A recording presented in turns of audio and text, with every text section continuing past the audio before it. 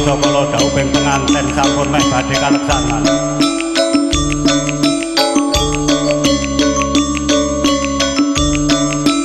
Penganten kakung sampun wonten ing margi. Lamun katandra kayak para warga Wandawa. Pating galebyar pating calorot lamun katandra nganti kaya parang muka arep angkat perang.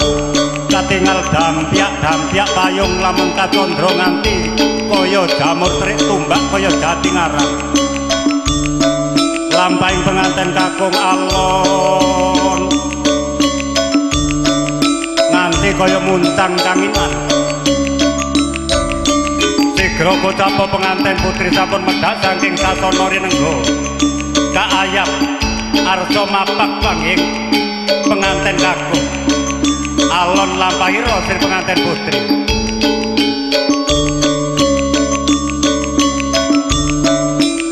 Penganten kakung lampahnya alon genyok saksana kayak para warga Wandawa. Kata para lurah Demang Kebayan lan sak anterone Manggala Yuda Suba Manggala.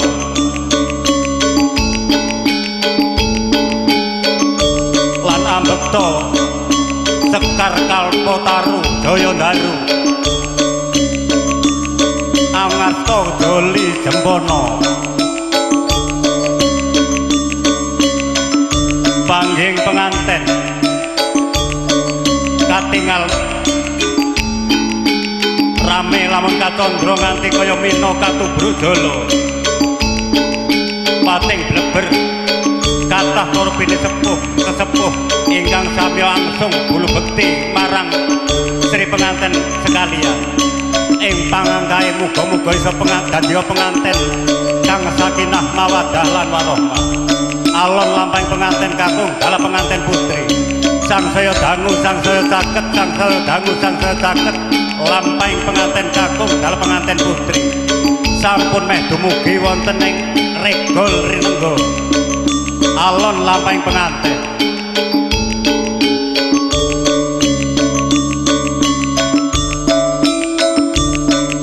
Penganten putri kaya para warga Wandawa.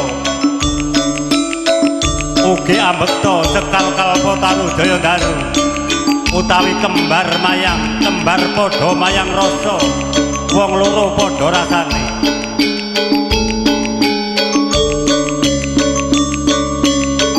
Sigra kocapa penganten kakung dalah penganten putri sampun pangutingal catur netra.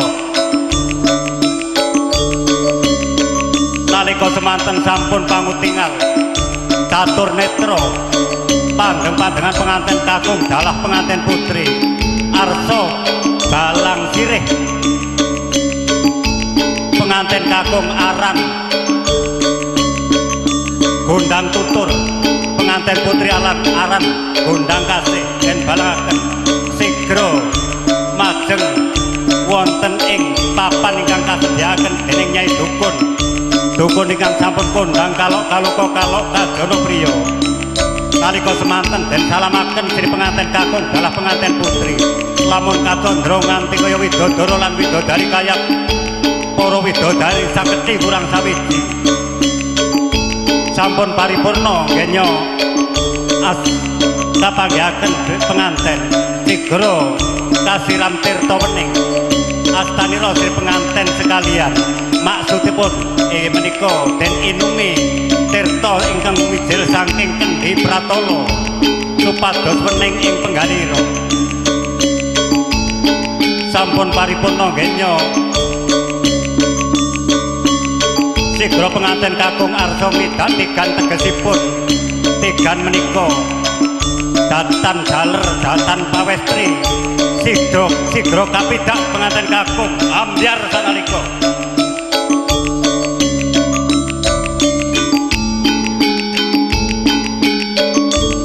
Sampun ambyar tigan ingkang kapidak sigra si penganten putri arsa amiti dumateng penganten kakung ing wilasapinipun anggersi reretu. Muga-muga bisa bersih, bisa resik saking reretu, saking panggoda, ora ana alangan suwijapa. Anggenya bebrayan ana ing alam donya apa to sing kanggo mijiki kembang setamang, kembang kantil, kembang mawar lan kembang plati.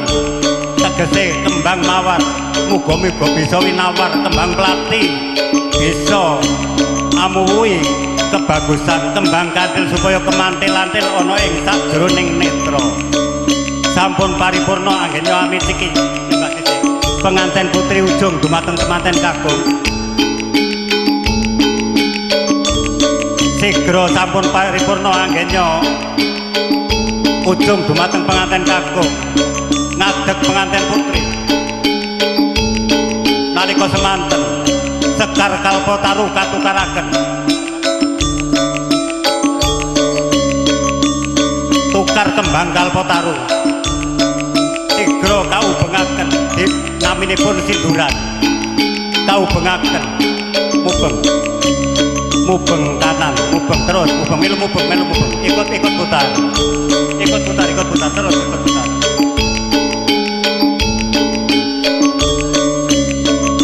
Ing wilosopinipun inggih menika angideri jagat ngalor ngidul ngetan ngulon, ampun ngantos wonten rubeda. Sang muga-muga pinayungan Jawata ingkang akarya loka tansah paringan bagas waras kalis ing sambikala.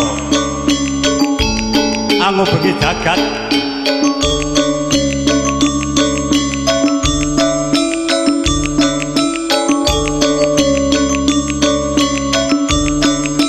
sampun paripurna.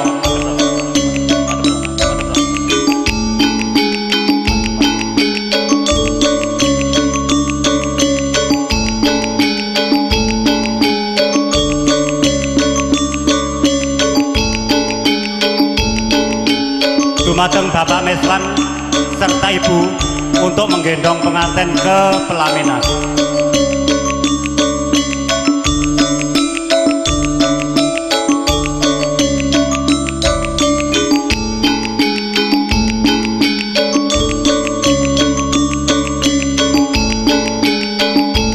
Sampun paripurna anggenyo sinduran sigra pengantin kakung dalu temanten putri arsa kaboyong wonten ing balire nenggo. Papan ingkang pating glebyar pating calorot. Mangkono para warga Wandawa lamun kacandra nganti kaya emprit manyar sewu. Pating sriyak bocah bocingah. Kathah para bocah bocingah ingkang pating sriyak. Asung pangestu dumateng pengantin sekalian. Lampahing pengantin kakung dalah pengantin putri sangsaya dangu sangsaya taket, sangsaya dangu sangsaya taket.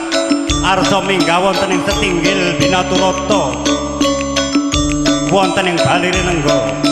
Lamun kacandra nganti kaya widodara lan widodari saking kahyangan Suralaya medhak wonten ing Madyapada. Lamun kacandra nganti kaya Garu Sewu tiba bareng pating galebyar pating calorot. Cingak ingkang samya uninga dupi pengantin kakung dalu temanten putri sampun dumugi ing balire nenggo.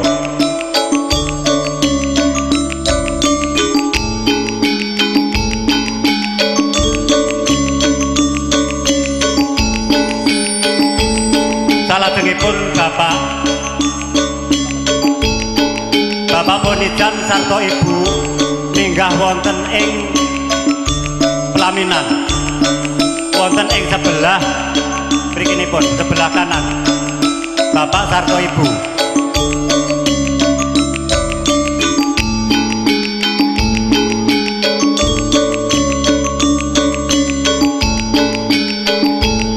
Salajengipun pengantin badhe kaujugaken dumateng bapa pengantin putri inggih menika Bapak Meswan kapandu dumateng panjenenganipun Mbak Nana.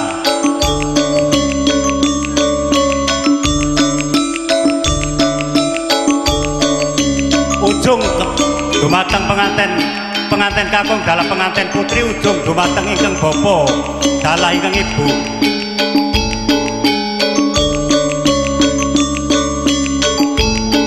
Paribasan suku Jojo teken janggut ngapuran cangasanira tumibeng wonten pangkonira ingkang bapa dalah ingkang ibu nyuwun dipangestu kalian ingkang bapa dalah ingkang ibu mekaten pangujas maraning griya umpama kawijil ing lisan lan umpama ta bisa kaprungu saking katebian bapa ibu nyuwun dipangestu bapa ibu kula badhe angayahi madyaning agesang bebrayan agung wonten ing Madyapada Rama ibu Uya tonggel tak lilani muga-muga ora alangan sewijapa gandeng wis diwasa muga-muga anggenmu bebrayan bisa dadi penganten sing sakinah mawaddah warahmah yandha bocah ayu ya le bocah bagus nuwun inggih Kanjeng Rama Kanjeng Ibu sampun paripurna anggenipun ujung dumateng ingkang bapa dalah ingkang ibu sigra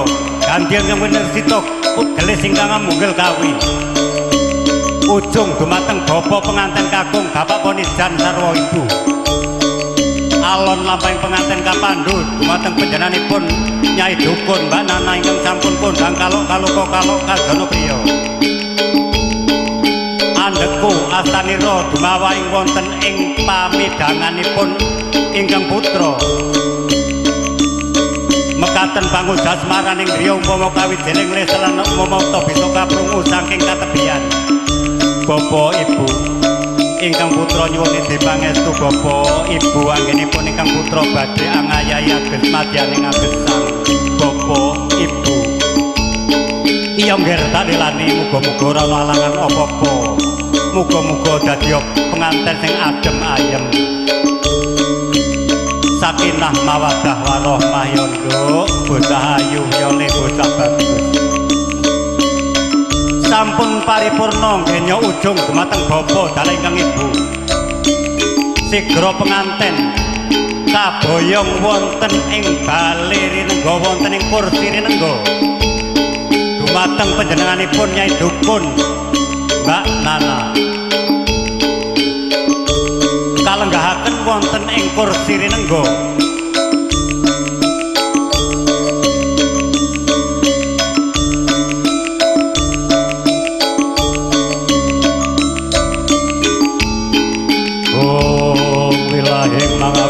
matu silatu mrigiwang jagat karono siran tondo kawisesaning sono sinawung langen wilapa yakti mesih santun lampahing budo jinantur tutur katula tinulat weh palagyeng praja panggung panggung sang Purwengkasa Rebdata pitonan negari punjit ingkang kinarya Purwengkawi senajan kathah citahing dewa ingkang samya anggana raras kasangga ing pratiwi tinungkul ingkang kasa amung sajoga ingkang pantes kinarya pambukaning carita inggih menika wonten ing kadurungan bakti makarya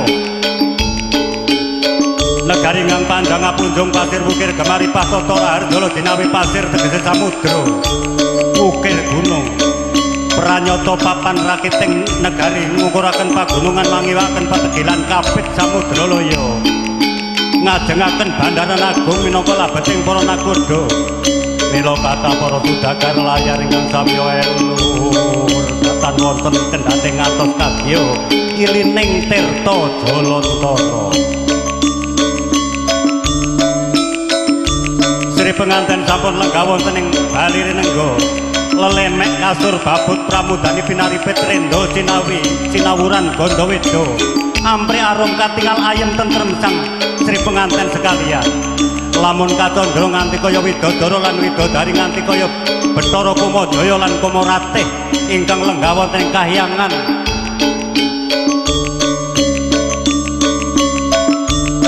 katingal gagah rongga-rongga angagem busananira ngampil keprabon agemanira ngagem keprabon lamun katandra ngagem kuluk sarwa kresna sesumping soreng pati oncen-oncen tiba njojo pating kalawir lamun katandra nganti kaya buntuting taksaka ingkang wonten ing situ Bandalayu ngagem sinjang sida mukti ing pengangkah bisa mukti ngawibawa Mancawati bau dendha wonten ing Madyapada